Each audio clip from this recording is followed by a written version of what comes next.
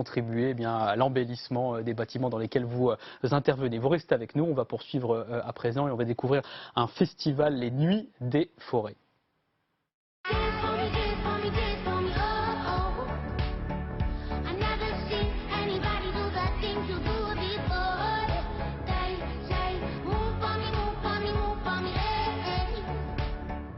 Le festival il va être présenté par Clara Anguenot. Merci d'être avec nous. Vous êtes la cofondatrice donc responsable de l'association Nuits des Forêts, Nuits au pluriel, j'insiste, une jeune association que vous avez créée en 2021. Pourquoi vous avez eu cette envie tout d'un coup, il y a 2 ans, de vous lancer dans ces Nuits des Forêts? C'est un festival en fait qu'on a imaginé pendant le confinement. C'est-à-dire qu'il y a beaucoup d'idées qui sont nées pendant le confinement. Exactement, c'est ce que je dis maintenant malheureusement. On n'est pas là tout seul. Non, bon évidemment on était tous enfermés, très loin de la nature. En l'occurrence moi j'étais à Paris donc en plus c'était pas très agréable. Loin des forêts malheureusement. Très loin des forêts et donc on se rendait compte qu'on avait besoin de recréer du lien entre les citoyens et notamment à cette époque les urbains et les espaces forestiers. Donc on voulait mettre à l'honneur un petit peu ces forêts, les célébrer. Et en même temps, c'est aussi à une époque où on s'est rendu compte qu'on avait besoin de ces espaces pour être bien, pour se ressourcer, mais qu'on ne les connaissait pas du tout. On ne savait pas si on était chez quelqu'un, en forêt publique, en forêt privée, qui entretient ces forêts, qui les a plantées. On ne sait pas vraiment toutes ces choses-là, donc on voulait à la fois célébrer les forêts et en même temps transmettre de la connaissance sur ce qu'elles sont. Et celles et ceux qui les entretiennent, les font vivre et nous permettent d'en profiter à la fin. Exactement. Comment vous comptez rapprocher les habitants de leur forêt? Alors nous, on essaye de créer le maximum d'espaces de dialogue et de rencontres entre des citoyens et des professionnels de la forêt. On tient vraiment à avoir des temps de rencontre assez longs dans lesquels les gens puissent échanger. Et donc du coup découvrir les métiers, découvrir les écosystèmes forestiers d'un point de vue très pédagogique et en même temps très humain, vraiment aller sur la rencontre. Et puis à côté de ça, on tient aussi à mettre à l'honneur le lien émotif qu'on entretient aux forêts, le lien plus sensible, et ça passe plutôt par des spectacles, des expositions, des œuvres d'art, voilà, des choses plus sensibles. Et c'est ce qu'on verra donc à partir du 9 juin, partout en France et dans la région Auvergne-Rhône-Alpes. Il y a 18 forêts qui participent. Pourquoi vous avez choisi la nuit? Parce que voilà, les forêts, c'est difficile de les observer la nuit en général. Pas d'éclairage cette fois-ci. C'est ça. Bon, alors, j'en profite pour quand même préciser, on le voit d'ailleurs sur les images, les événements ont aussi lieu de jour. Mais la particularité de ce festival, c'est effectivement qu'il a un pan d'activité nocturne.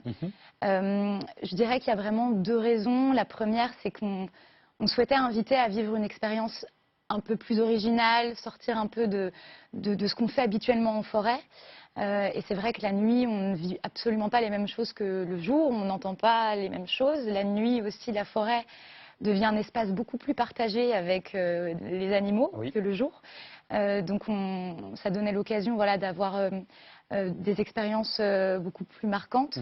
Et puis aussi, la nuit, c'est tout l'univers onirique, le rêve, les contes. Et donc on voulait aussi évoquer voilà,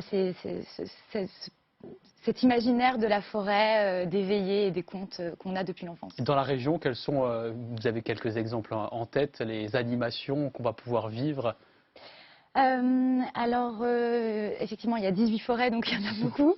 Je ne pourrais pas les citer tous, malheureusement.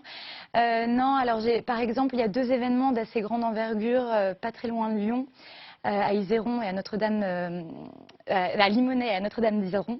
Pardon. Et là, c'est pour vraiment rencontrer des professionnels de la forêt et du bois. Il y aura énormément d'activités pour les enfants aussi, des ateliers de bricolage, des lectures. C'est vrai que vous appuyez beaucoup sur des experts.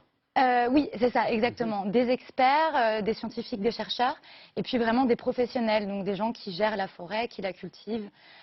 Parfois même aussi des métiers de la transformation. On peut avoir parfois des démonstrations de scierie, de sculptures sur bois. Enfin voilà, montrer vraiment la forêt, ce qu'on fait en forêt. Oui, c'est pas uniquement du divertissement, et ça c'est important de souligner. Exactement. En fait, une transmission d'un savoir-faire, de connaissances sur la gestion des forêts en général. Quel est le statut des forêts participantes?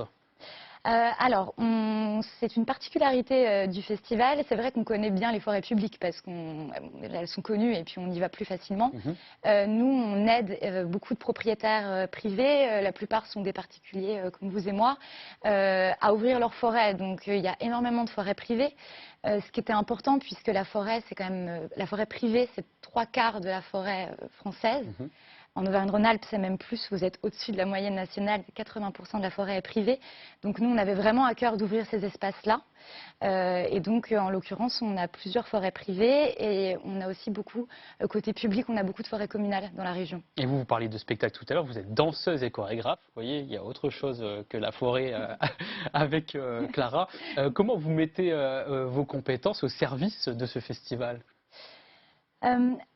Alors, je dirais que d'un point de vue opérationnel, mon expérience en tant que danseuse me permet de faire le lien entre les forestiers et les artistes qui viennent se produire, parce qu'évidemment, les forêts ne sont pas des lieux de culture habituellement, et les propriétaires forestiers ou gestionnaires ne sont pas des directeurs artistiques. Donc, il y a un petit peu besoin de médiation. Et puis ensuite, je pense que la sensibilité artistique que j'ai m'aide quotidiennement voilà, les forêts sont des lieux d'inspiration infinie et qui suscitent énormément de création. Voilà, ça sert beaucoup aux artistes, effectivement, de s'inspirer de la nature qu'on retrouve partout, et notamment donc, dans ces nuits des forêts, à partir du 9 juin, le programme complet qu'on n'a pas pu détailler sur le site internet nuitdesforêts.com. Merci Clara d'avoir été avec nous. On va clore cette émission avec l'invité de votre choix, c'est Virginie.